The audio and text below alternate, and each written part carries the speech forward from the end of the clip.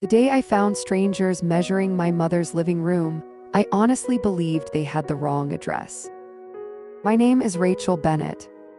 I was 41 years old and had spent the last 6 months driving 3 hours every weekend to help care for my mother after her second stroke. She was still alive, still recovering, and still legally owned the small white house where my sister and I had grown up. That house wasn't expensive, but it held every memory our family had left. Our father had planted the oak tree in the backyard before he died. My mother still kept our childhood drawings in the attic. And every Christmas we returned to the same dining room where she insisted on cooking far too much food. My younger sister, Nicole, rarely visited. She always said work kept her busy, yet somehow she always had time to post photographs from expensive restaurants and weekend trips. I tried not to judge her. Families survive differently. At least that's what I kept telling myself. That Saturday, I unlocked the front door and immediately noticed boxes stacked in the hallway. 2 men in business shirts stood in the living room discussing measurements while another woman photographed every room. When I asked what they were doing, she smiled politely and said, "We're preparing the property for the new owners." I laughed because it sounded impossible. "This house isn't for sale." The woman frowned, checked her papers, and answered, "According to our documents, the purchase agreement was signed 3 weeks ago." My heart started racing. Signed by who? She looked down at the contract before quietly saying, "Nicole Bennett." Acting under power of attorney. I felt the air leave my lungs. My mother had signed a limited medical power of attorney after her stroke, so Nicole could help with insurance paperwork if necessary. She had never agreed to sell her home, never. I called Nicole immediately. She answered on the third ring and sounded almost annoyed. "Rachel, I'm in a meeting." I didn't care. "Did you sell Mom's house?" There was a long silence before she calmly replied, "I did what had to be done." I looked around the room where our family had spent 30 years building a life together and realized my own sister had been planning something while the rest of us were focused on keeping our mother alive.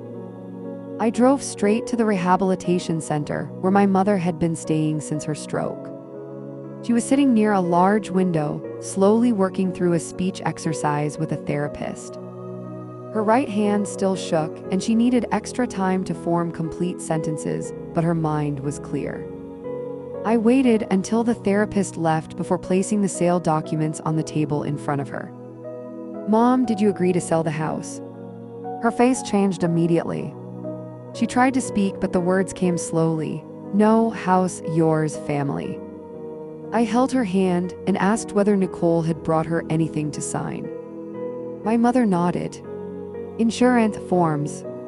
That was when I understood. Nicole had hidden the sale authorization among medical documents, knowing our mother trusted her and could no longer read long pages easily. I photographed every paper and called an attorney named Laura Grant, an old college friend who specialized in elder law. She met me that evening at the rehabilitation center and reviewed the power of attorney. After less than 10 minutes, she looked up sharply. "This document does not authorize Nicole to sell real estate." I stared at her. "Then how did the sale go through?" Laura turned to the signature page. Someone submitted a different version. The copy filed with the county contained 3 extra clauses granting Nicole control over the house, bank accounts, and personal property. My mother's signature appeared at the bottom, but Laura immediately noticed the date. The document had supposedly been signed at 10:30 on a Tuesday morning, when my mother was unconscious during emergency surgery. "This is fraud," Laura said. "Possibly forgery and financial exploitation." I felt sick. Before leaving, Laura searched the county records and found something worse. The house had been sold far below market value to a company called North Shore Property Group. The payment had not gone into my mother's account. It had been transferred to a private account opened in Nicole's name only 6 weeks earlier. The amount was $410,000. I called Nicole again, but this time she refused to answer. A few minutes later, I received a text message, "Stop interfering." Mom needs professional care, and the house was the only way to pay for it. I showed the message to Laura. She quietly opened my mother's financial records and turned the screen toward me. The rehabilitation center had already been prepaid for the next 18 months through my father's insurance settlement. Nicole hadn't sold the house to pay for our mother's care. She had sold it because she believed nobody would notice. The next morning, Laura filed an emergency petition to freeze the sale and prevent the new owners from taking possession. Then we contacted North Shore Property Group. I expected a faceless corporation, but the company belonged to a married couple named Thomas and Alina Reed who bought older homes to restore and resell. They agreed to meet us at my mother's house. Thomas arrived carrying a folder and looked genuinely confused when Laura explained that Nicole lacked authority to sell the property. "She told us your mother had advanced dementia," he said. "She said the family had agreed the house needed to be sold quickly." My hands tightened. "My mother does not have dementia." Elena looked horrified. "Nicole said you lived overseas and had abandoned the family." I almost laughed. I had visited my mother every weekend, while Nicole had appeared only twice in 6 months. Thomas opened the purchase file and showed us emails, medical summaries, and a letter supposedly written by me approving the sale. My name was typed at the bottom, but the email address was one letter different from mine. Nicole had created it herself. "We paid cash because she offered a large discount for a fast closing," Thomas explained. "She insisted everything be completed before the end of the month." Laura asked whether they had met my mother. They had not. Every conversation had gone through Nicole and a notary named Daniel Price. When Laura searched his license number, she discovered it had expired 2 years earlier. The signature verification was invalid. Thomas closed the folder and said, "We don't want someone else's home. If the sale was fraudulent, we'll cooperate." That was the first relief I had felt in days. But then he showed us one final document. Nicole had signed an agreement promising the house would be completely empty within 72 hours. If it wasn't, the company could remove and dispose of everything left inside. My mother's photographs, furniture, letters, and the boxes in the attic were scheduled to be cleared the following morning. We spent the entire night packing. I found my father's military medals, my mother's wedding dress, and a box containing every birthday card Nicole and I had ever made as children. Near dawn, I opened a locked drawer in my father's old desk and discovered a small notebook. Inside were handwritten records of money he had lent Nicole over the last 10 years. Car payments, credit card debt, rent, business loans. The total was more than $190,000. On the final page, written shortly before his death, my father had added one sentence: "Nicole believes love means saving her from consequences. I fear one day she will mistake kindness for permission." As I finished reading, a car stopped outside. Nicole stepped onto the porch carrying her own key and shouted through the door, "Rachel, you have no right to take anything from my property." Nicole walked into the living room wearing sunglasses and an expensive cream coat I had never seen before. She looked around at the packed boxes and became furious. "Put everything back."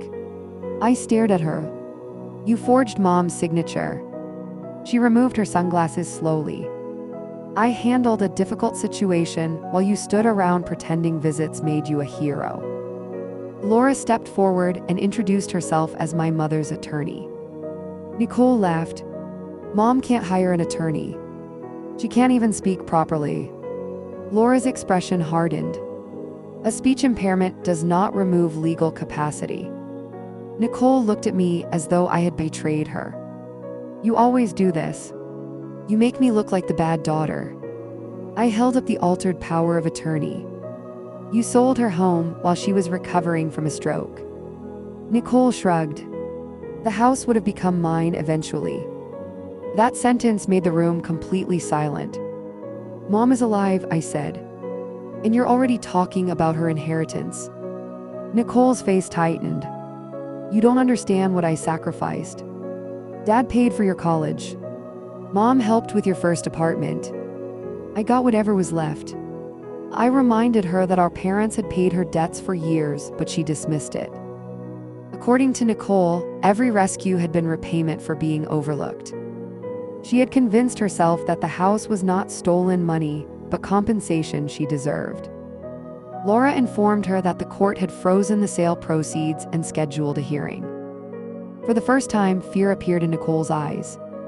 "You froze my account." Laura nodded. Nicole turned toward me. "Do you know what you've done?" I answered, "Stopped you." She rushed upstairs and returned carrying a small metal box that belonged to our mother. I blocked the front door. "Leave it." Nicole clutched it against her chest. "This is mine." Laura called the police. Nicole tried to push past me, dropped the box, and papers scattered across the floor. Among them was a recent bank statement showing that nearly $300,000 from the house sale had already been transferred to a luxury real estate developer in Miami. Nicole had paid a deposit on a waterfront condominium. Another statement showed payments for designer clothes, a leased sports car, and a trip to France. She had spent almost half the money in less than 3 weeks. When the officers arrived, Nicole suddenly began crying and claimed I had attacked her. One officer reviewed the documents, then looked at the security camera above the front door. Nicole had forgotten my father installed it years earlier. Everything had been recorded. As the police escorted her outside for questioning, she turned toward me and screamed, "Mom promised me that house." From the hallway behind us came a weak but unmistakable voice.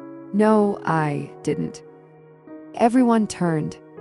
My mother stood in the doorway with her therapist, holding the wall for support. She had insisted on coming home. Nicole looked at her as if she were seeing a ghost. My mother walked slowly into the living room while the therapist stayed close beside her.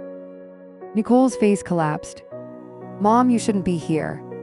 My mother looked directly at her and answered with more strength than I had heard since the stroke. "My house." Nicole immediately changed her tone. She rushed forward crying and tried to take her hand. "I was helping you. Rachel doesn't understand how expensive everything is." My mother pulled her hand away. Then she pointed toward the box on the floor. Inside were letters Nicole had sent our parents over the years asking for money, promising repayment, and blaming every failure on someone else. My mother had kept them all. She looked at Laura and slowly said, "Show, Will." Laura hesitated, then opened a sealed envelope she had brought from the rehabilitation center. My mother had updated her will 6 months before the stroke. The house was not supposed to go entirely to Nicole. It was to be placed in a family trust, allowing my mother to live there for the rest of her life. After her death, it would be sold and divided equally between Nicole, me, and a scholarship fund created in our father's name. Nicole stared at the document. "You were giving part of it away." My mother nodded. "Your father wanted. Children helped." Nicole laughed bitterly.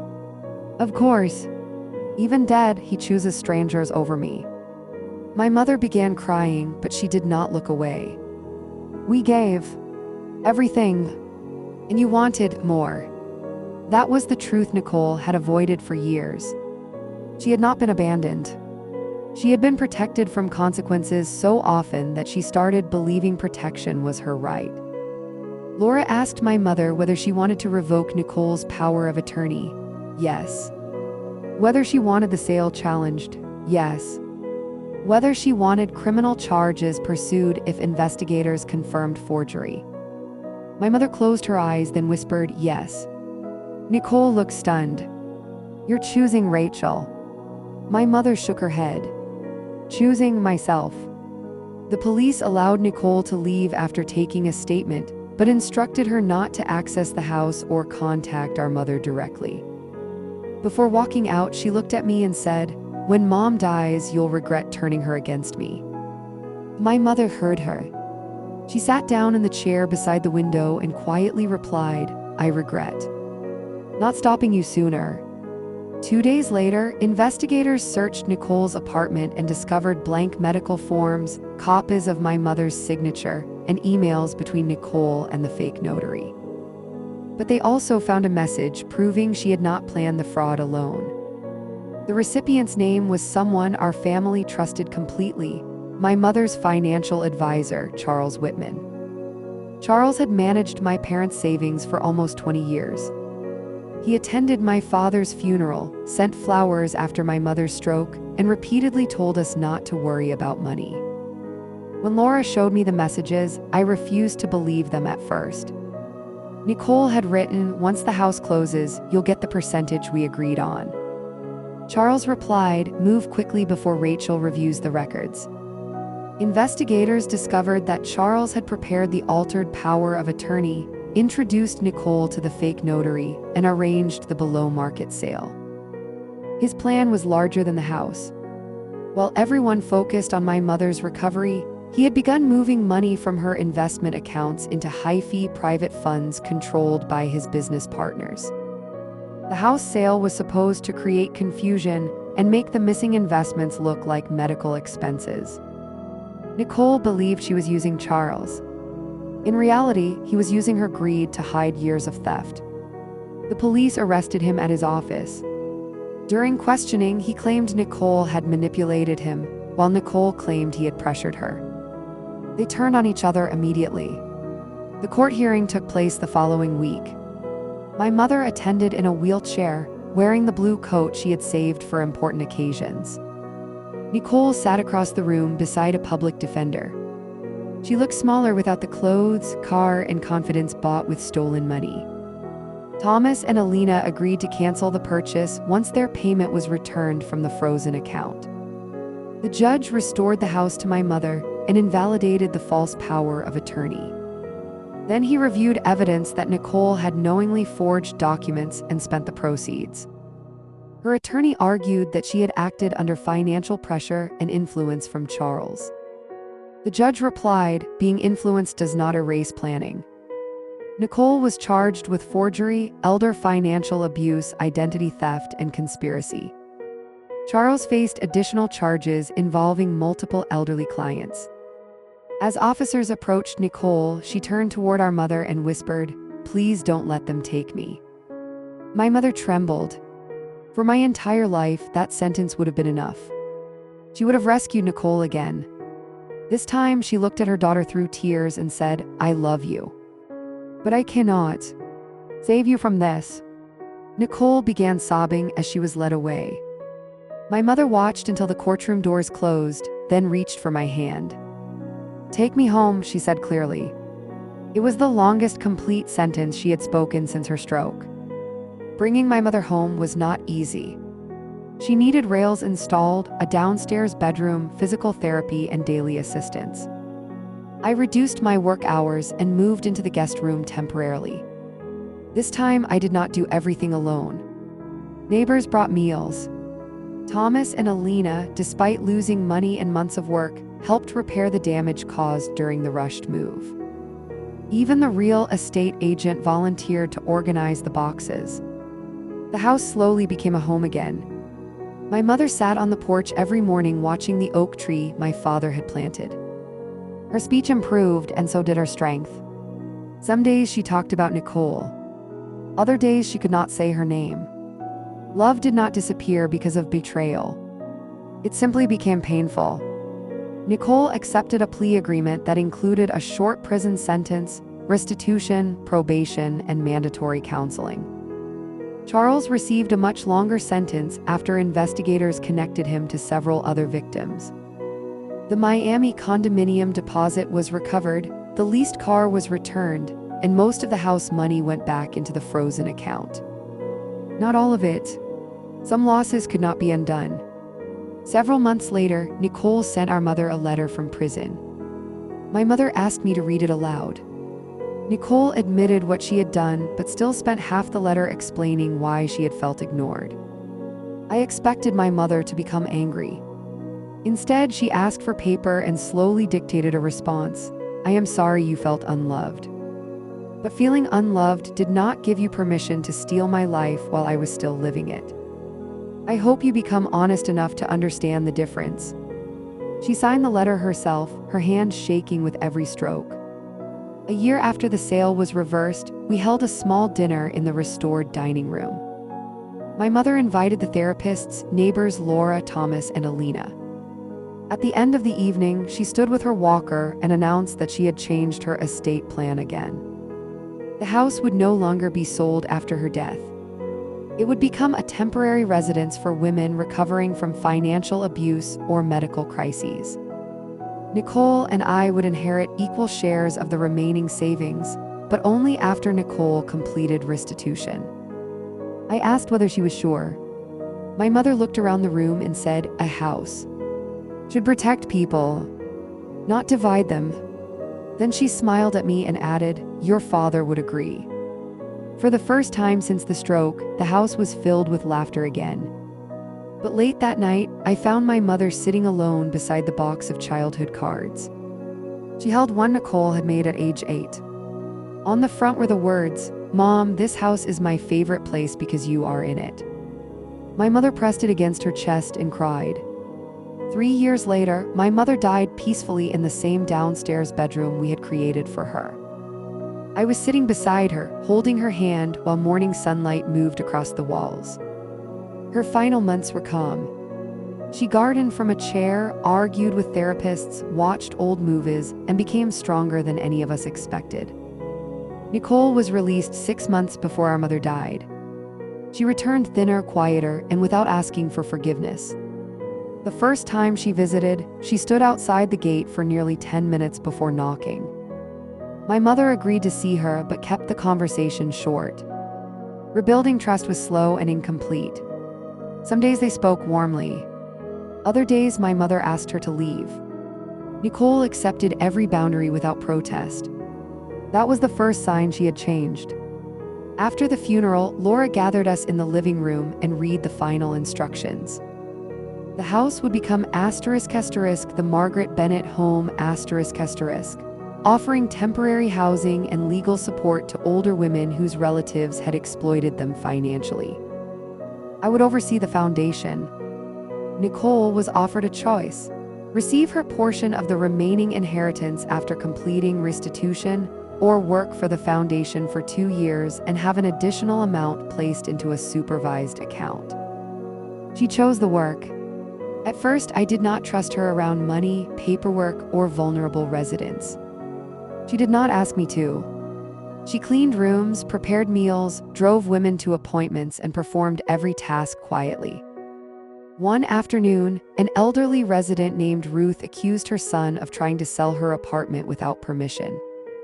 Nicole sat beside her and said, "People will tell you they are helping when they are really taking control.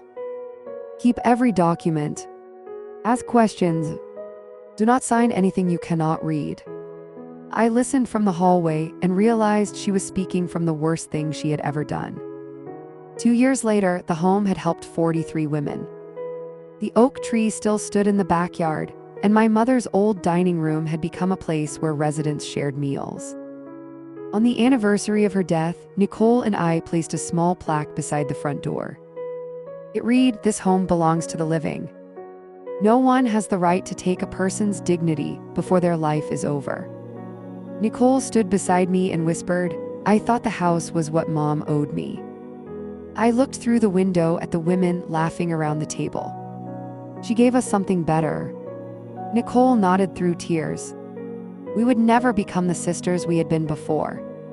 Some damage leaves a permanent shape. But our mother's house survived, not as an inheritance to fight over, but as protection for people who had nowhere else to go. My sister tried to sell it while our mother was still alive. In the end, our mother made sure it would keep other women alive long after she was gone. The end.